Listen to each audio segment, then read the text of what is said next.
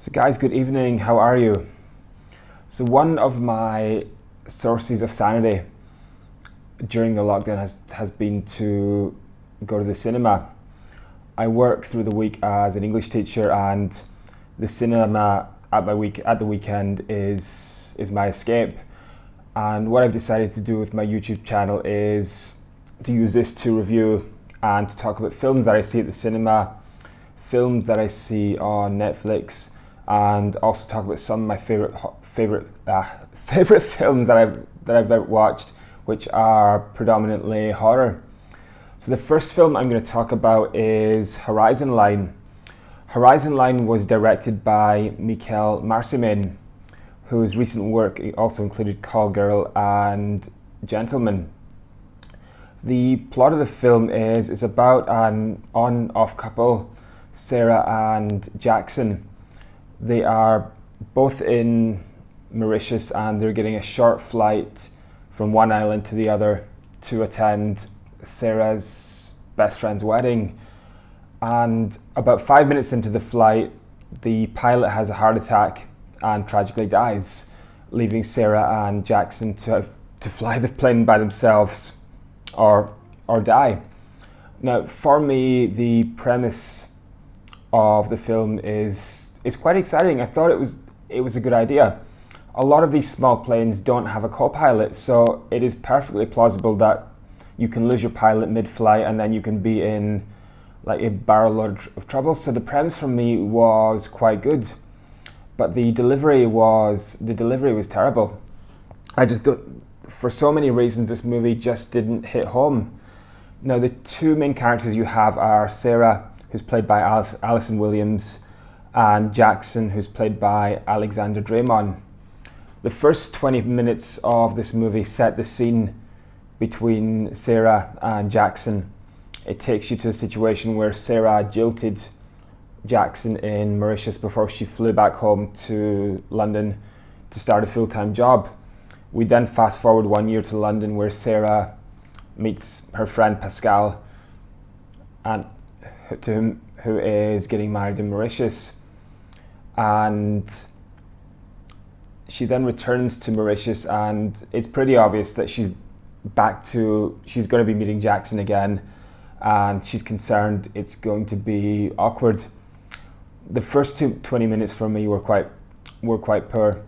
I felt sorry for the actors. They had nothing to work with. You have two paper thin characters. You have very poor dialogue, and you have a very forced situation.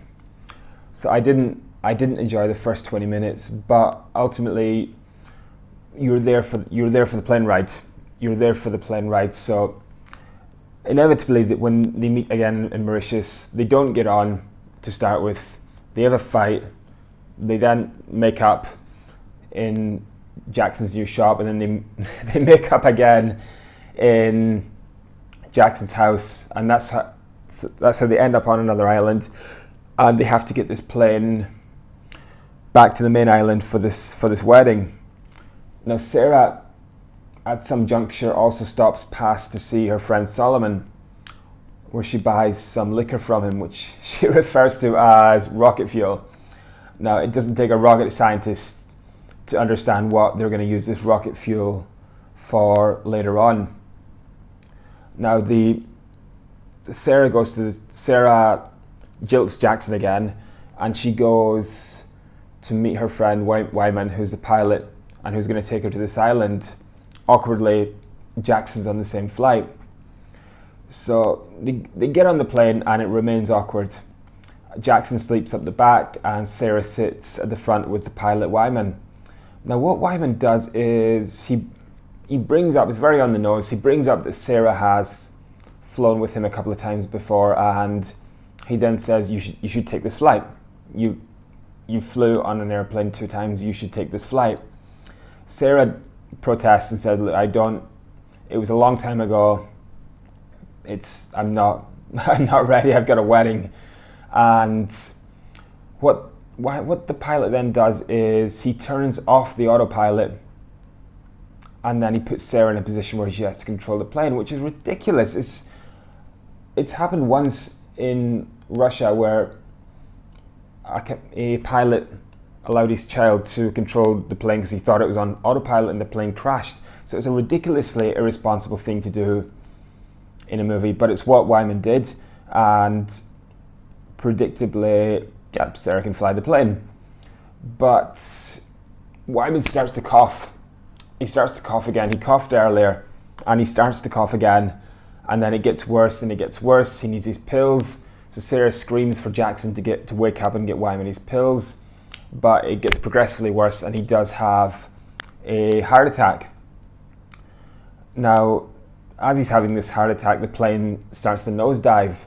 Jackson tries to resuscitate Wyman to no avail, and Sarah, after her 2 lessons, is able to pull this plane out of its nosedive and save the day. Now, for me, I haven't bonded with any of the characters.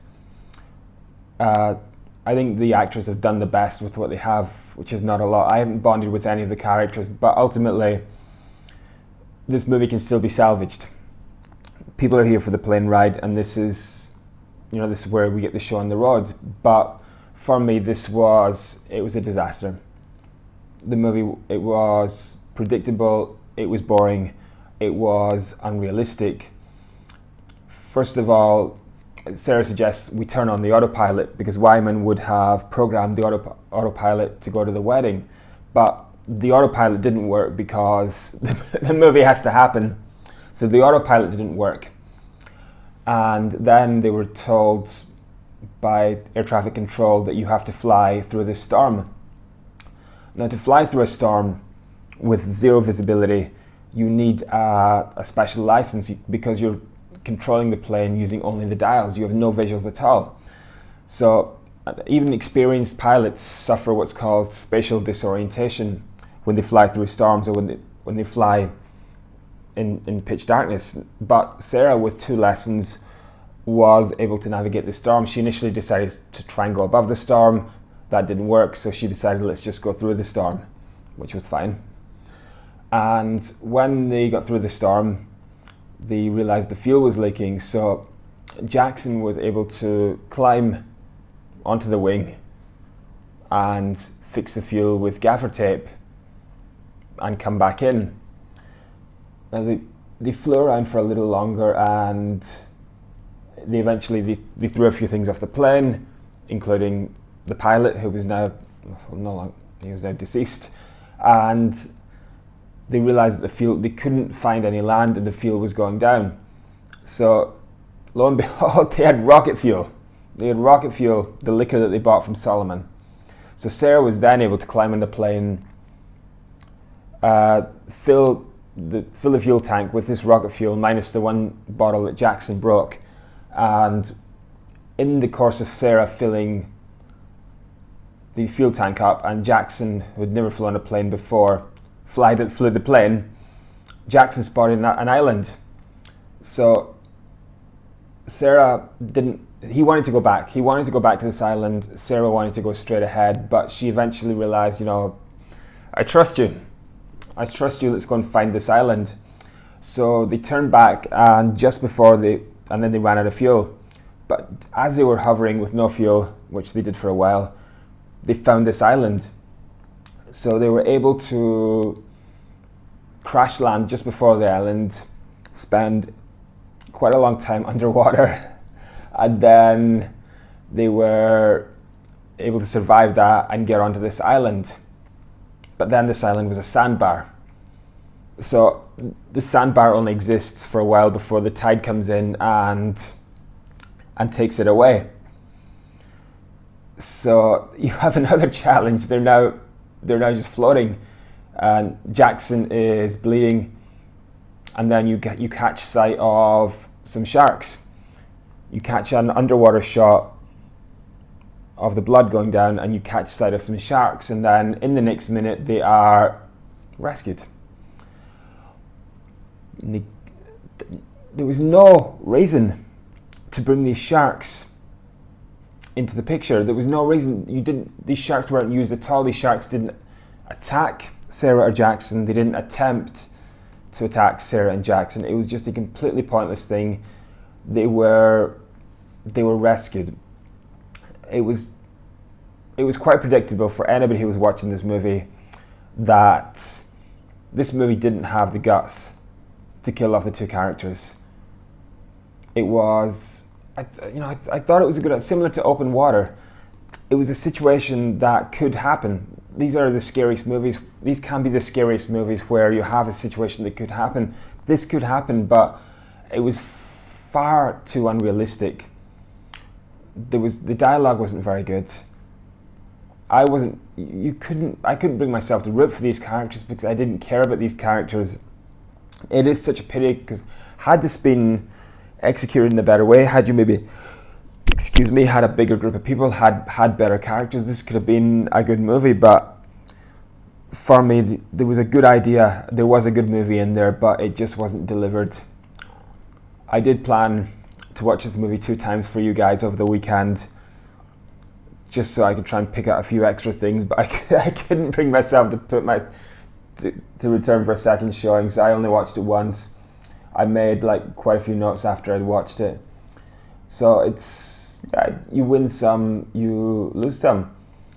So I do check the cinema each week, so I will put up a video for each movie that I watch, and I will start to review shows that I watched on Netflix and also some of my favorite movies. So it was good speaking to you, and I'll see you again soon.